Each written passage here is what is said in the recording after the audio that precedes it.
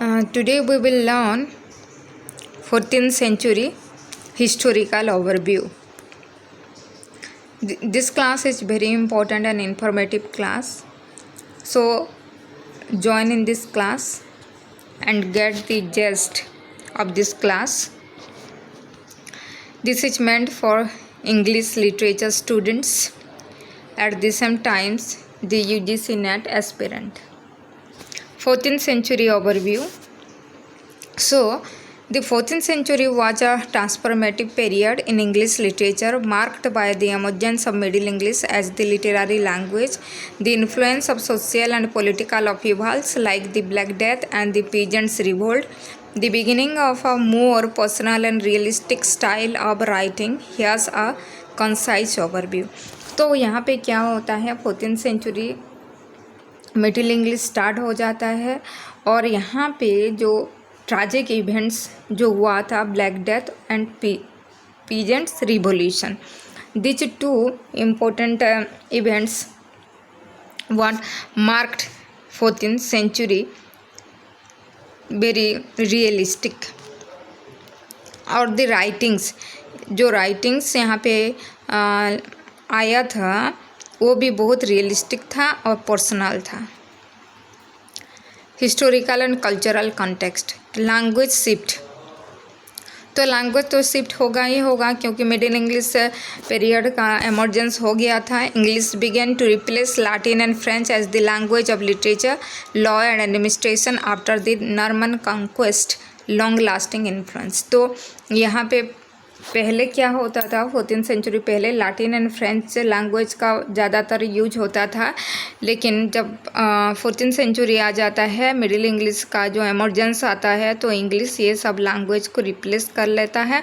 After the Norman conquest, जो Norman conquest हुआ था 1066 में, जो लॉन्ग पीरियड के लिए हुआ था, उसके बाद इंग्लिश लैंग्वेज हर तरफ यूज हुआ. जैसे कि लिटरेचर में लिखने के लिए लोग इंग्लिश लैंग्वेज यूज किए, लॉ में इंग्लिश लैंग्वेज यूज किए, एडमिनिस्ट्रेटिव ऑफिसेस में इंग्लिश लैंग्वेज का यूसेज दिखाई देने लगा.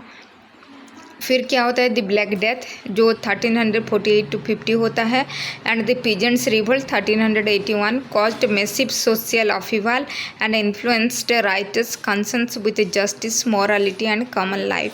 जो ब्लैक डेथ हो एंड पीजेंट्स रिवॉल्यूशन में सोशल लाइफ को ज़्यादातर इन्फ्लुएंस हुआ था और राइटर्स वहाँ से इन्फ्लुएंस्ड होके मतलब जस्टिस, मोरालिटी, कॉमन लाइफ को इम्पोर्टेंस देते थे.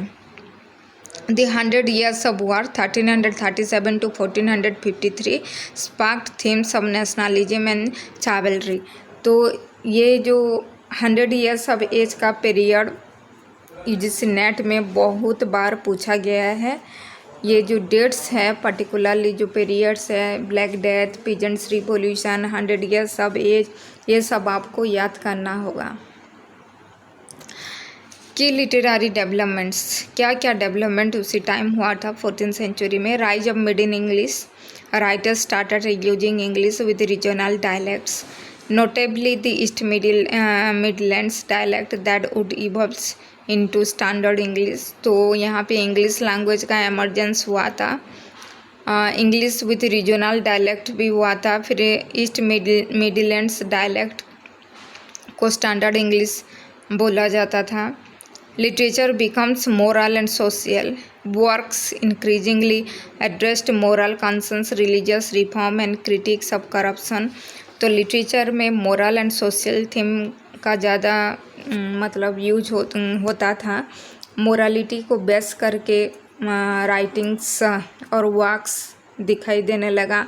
रिलीजियस रिफॉर्म भी वहाँ पे लिटरेचर में दिखाई देने लगा और करप्शन को बहुत ज़्यादा क्रिटिसिज्म करते थे राइटिंग्स के थ्रू में. Then major writers and works. So Geoffrey Chaucer 1340 to 1400 considered the father of English literature. So उनका की works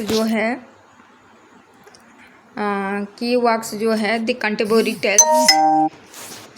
tales, a collection of stories told by pilgrims offerings a vivid picture of 14th century English society and a range of literary style. Used iambic pentameter and heroic couplets. तो यहाँ पे जो कंटेम्पोरी tales जो चौसर लिखे थे वहाँ पे iambic pentameter और हीरोइक कॉपलेट यूज हुआ था। और वहाँ पे क्या रिलीजियस, ये रिलीजियस को कंसर्न करता है, पिलग्रिम्स के बारे में लिखे हैं। ऑफरिंग्स ए विविड पिक्चर, जो कि पिलग्रिम्स के ऊपर एक बहुत बड़ा फिगर लेके यहाँ पे लिखा हुआ था। विलियम लैंगलैंड्स 1332 to 1386 की work Piers Plowman, a visionary allegorical poem criticising the corruption of church and society using alternative verse. तो यहाँ पे पियर्स प्लाउमैन जो है वो विलियम लैंगलैंड का वो क्या था, criticism on corruption of church के अंदर जो करप्शन होता था उसको मतलब पिक्चराइजेशन किया गया है Piers Plowman. Focused on Christian virtue, labour and justice. So Christian virtue, labour and justice के ऊपर ये पियर्स प्लाउमैन फोकस किए थे। Then major writers again, John Gower 1330 to 1408 wrote in Latin, French and English.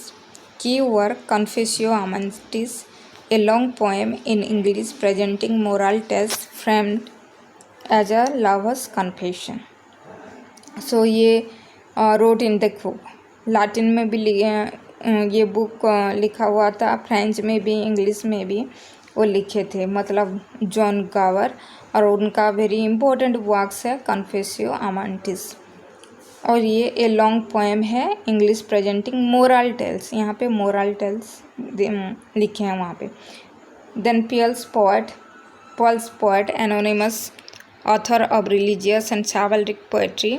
की works are Gawain and the green knight, a romance poem blending Arthurian legend, Christian symbolism and courtly ideal. So these are the very important figures of 14th century.